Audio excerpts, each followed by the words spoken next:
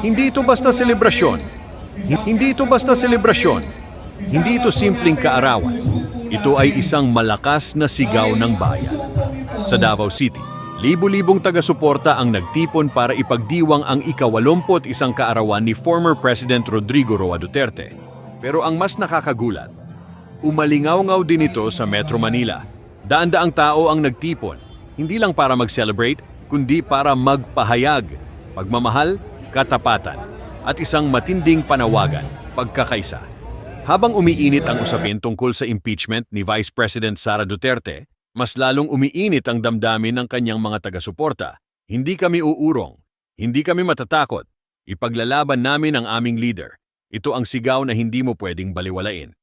Sa gitna ng kontrobersya, sa gitna ng batikos, isang katotohanan ang lumilitaw. Hindi pa tapos ang laban.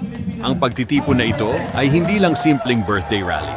Ito ay isang paalala na may mga Pilipino pa ring handang tumindig, handang lumaban, at handang ipagtanggol ang kanilang paniniwala.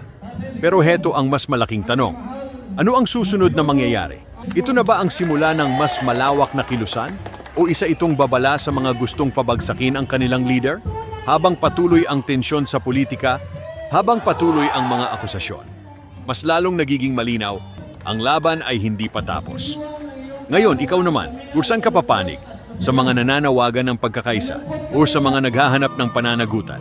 Ito ang panahon ng pagdedesisyon. Ito ang panahon ng paninindigan. At higit sa lahat, ito ang panahon ng katotohanan. Kung ramdam mo ang mensahe, like mo ang video na ito, i-comment mo ang iyong opinyon, at huwag kalimutang mag-subscribe para sa mas matitinding balita at reaksyon.